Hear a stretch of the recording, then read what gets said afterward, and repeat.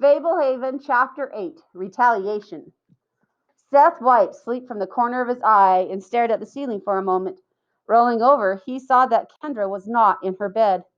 Daylight streamed through the window, her stretching, arching his back with a groan. The mattress felt inviting. Maybe he could get up later.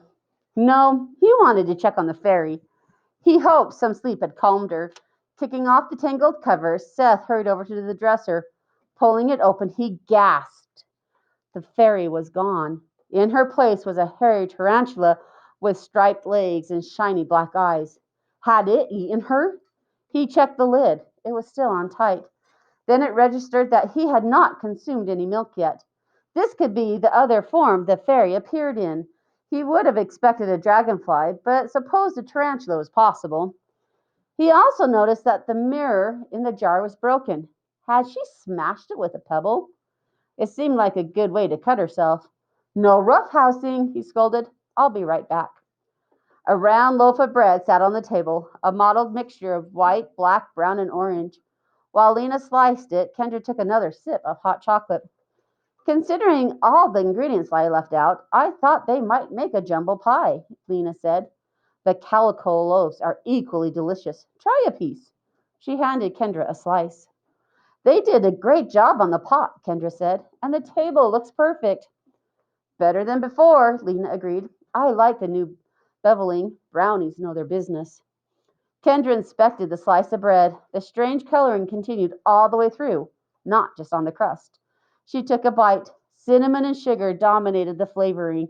Eagerly, she took another. It tasted like blackberry jam. The next tasted like chocolate with a hint of peanut butter. The following bite seemed saturated with vanilla pudding. It has so many flavors. And they never clash like they should, Lena said, taking a bite herself. Feet bare, hair sticking up, Seth trotted into the room.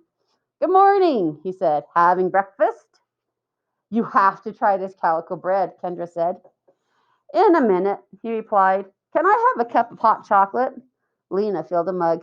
Thank you, he said as she handed it to him. I'll be right back. I forgot something upstairs. He hurried off, drinking from the mug. He's so weird, Kendra said, taking a bite of what now tasted like banana nut bread. Up to some mischief, if you ask me, Lena replied. Seth set the mug on the dresser. Taking a calming breath, he silently prayed that the tarantula would be gone and the fairy would be there. He slid the drawer open. A hideous little creature glared up from inside the jar. Baring pointy teeth, it hissed at him. Covered in brown, leathery skin, it stood taller than his middle finger. It was bald, with tattered ears, a narrow chest, a pot belly, and shriveled, spindly limbs.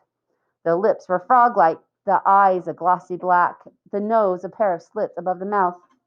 What did you do to the fairy? Seth asked. The ugly creature hissed again, turned around. It had a pair of nubs above the bony shoulder blades. The nubs wiggled like the remnants of amputated wings. Oh no, what happened to you? The creature stuck out a long black tongue and slapped the glass with calloused hands. It jabbered something in a foul, raspy language. What had happened? Why had the beautiful fairy mutated into a revolting little devil? Maybe some milk would help. Seth snatched the jar from the drawer, grabbed a mug from the dresser, and bolted down the stairs from the attic to the hall. He dashed into the bathroom, locking the door behind him. The mug was still a third full. Holding the jar over the sink, he pulled some of the hot chocolate into the lid. Most ran down the side of the jar, but just a little dripped through the holes on the top. One drip plopped on the creature's shoulder. It angrily motioned for Seth to unscrew the lid, and then pointed to the cup. Apparently, it wanted to drink straight from the cup. Seth examined the room. The window was shut. The door was locked. He wadded a towel against the space against the bottom of the door. Inside the jar, the creature made pleading motions and pantomimed drinking from the cup. Seth unscrewed the lid. With a powerful leap, the creature jumped out, landed on the counter. Crouching, snarling, it glared at Seth. I'm sorry your wings fell off, he said. This might help. He held the mug out toward the creature, wondering if it would sip the flavored milk or just climb inside the cup. Instead, it snapped at him, barely missing his finger. Seth jerked his hand away, sloshing hot chocolate onto the counter. Hissing, the agile creature dropped to the floor, raced over to the bathtub, and vaulted inside. Before Seth could react, the creature squirmed down the drain. A final garbled burst of complaints issued from the dark hole, and then the creature was gone. Seth poured the remnants of the hot chocolate into the drain in case it could be used to help the deformed fairy. He looked back at the jar, empty now except for a few wilting flower petals. He was not sure what he had done wrong, but he doubted Maddox would be very proud. Later that morning, Seth sat in the treehouse trying to find puzzle pieces that fit together. Now that the perimeter was finished, adding pieces was a challenge. They all looked the same. He had avoided Kendra all morning. He did not feel like talking to anybody. He could not get over how foul the fairy had become.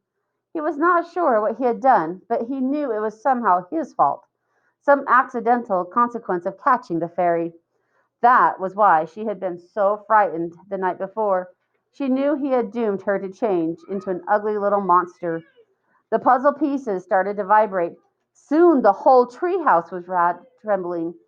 Were they having an earthquake? He had never been in an earthquake before.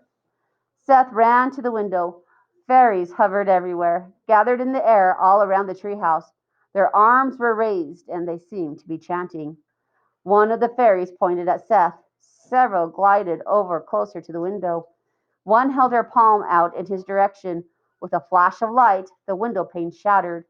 Seth jumped away from the window as several fairies flew in. He ran to the hatch, but the treehouse lurched so violently that he fell to the floor. The shaking was becoming intense. The floor was no longer level. A chair tipped over. The door to the hatch had slammed shut. He crawled toward it.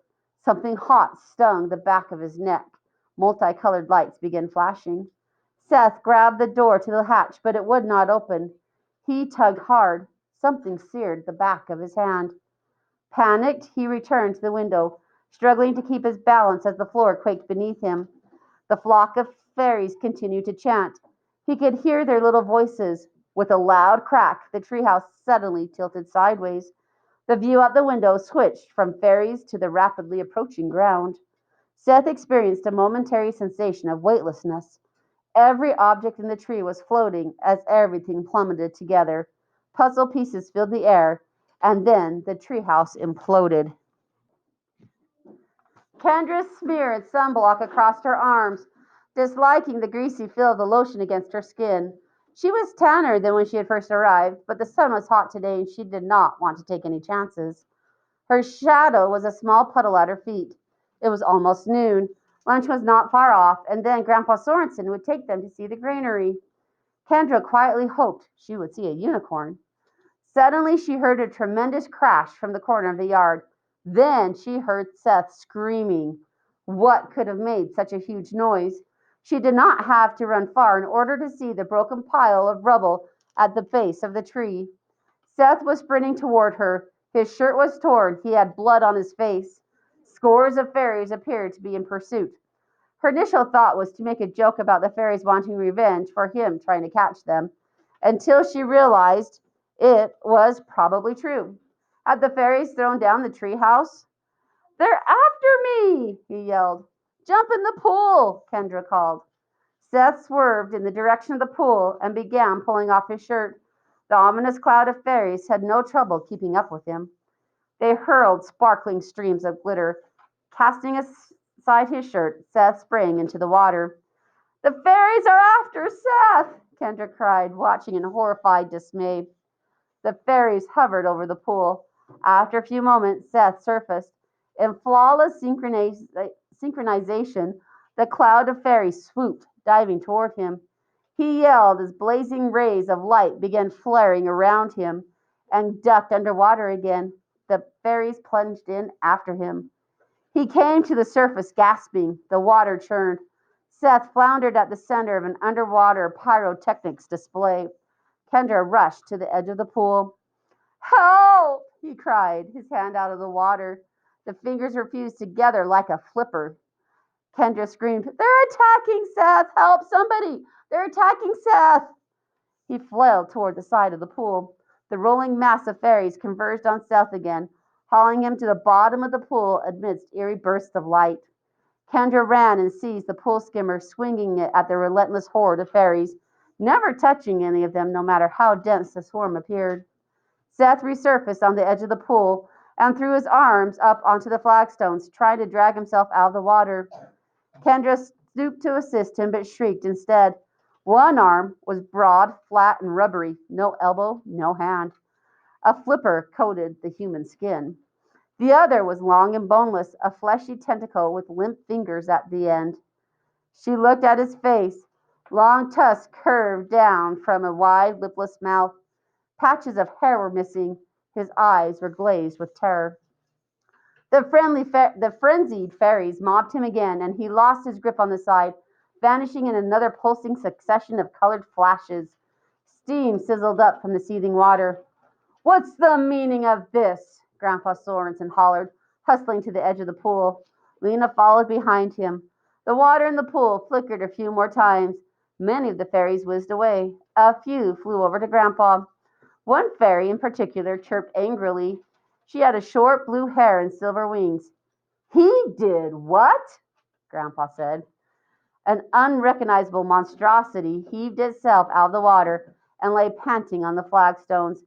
The deformed creature had no clothes. Lena crouched beside him, placing a hand on his side. "He had no idea that would happen," Grandpa complained. "It was innocent." The fairy twittered her disapproval. Kendra gaped at the freakish form of her brother. Most of his hair had fallen out, revealing a lumpy scalp stippled with moles.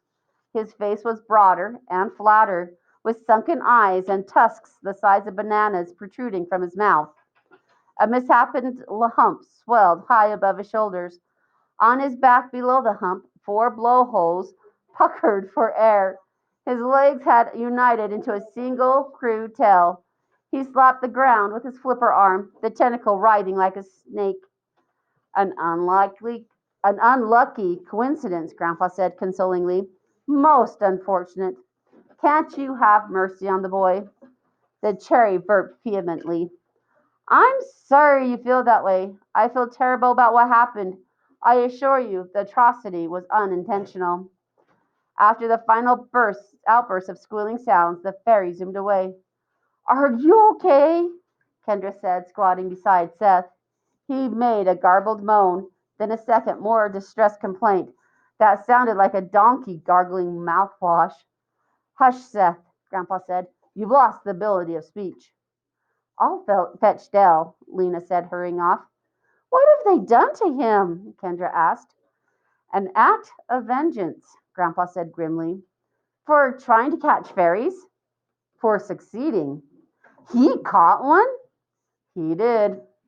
"So they turned him into a deformed walrus. I thought they couldn't use magic against us." "He used potent magic to transform the captured fairy into an imp, unwittingly opening the door for magical retribution." "Seth doesn't know any magic." "I'm sure it was accidental," Grandpa said. "Can you understand me, Seth? Slap your flipper 3 times if you grasp what I'm saying." The flipper flapped against the flagstone 3 times. "It was very foolish to catch a fairy, Seth," Grandpa said. "I warned you they were unsafe, but I share some of the blame.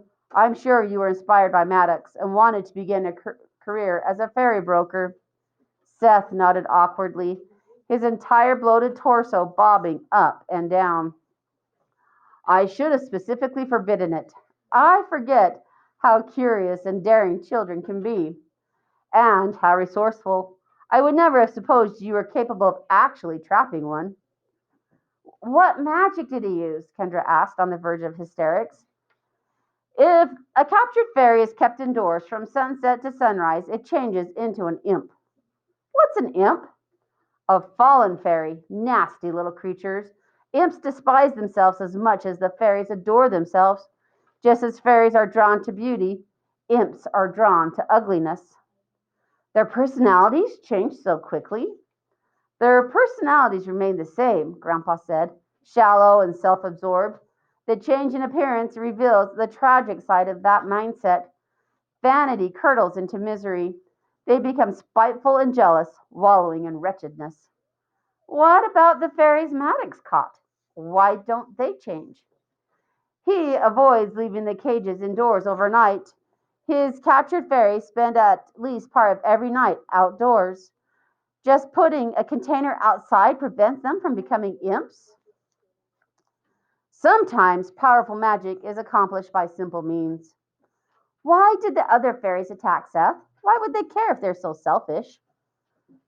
They care because they are selfish. Each fairy worries she could be next. I am told Seth even left a mirror with the fairy so she could behold herself after she fell. The fairies considered that act particularly cruel. Grandpa answered every question with a great calm, no matter how accusingly or angrily Kendra asked it. His peaceful demeanor was helping her calm down a bit. I'm sure it was just an accident, she said. Seth nodded vigorously, blubber jiggling. I suspect no malice. It was an unfortunate mishap. But the fairies have little interest in his motives. They were within their rights to exact retribution. You can switch him back. Restoring Seth to his original form is well beyond my abilities. Seth let out a long, mournful bellow. Kendra patted his hump. We have to do something. Yes, Grandpa said. He placed his hands over his eyes, then dragged them down his face. This would be complicated to explain to your parents. Who can fix him? Maddox? Maddox is no magician. Besides, he is long gone. Though I hesitate, I can think of only one person who might be able to undo the enchantments placed on your brother. Who? Seth has met her. The witch? Grandpa nodded. Under the circumstances, our only hope is Muriel Taggart.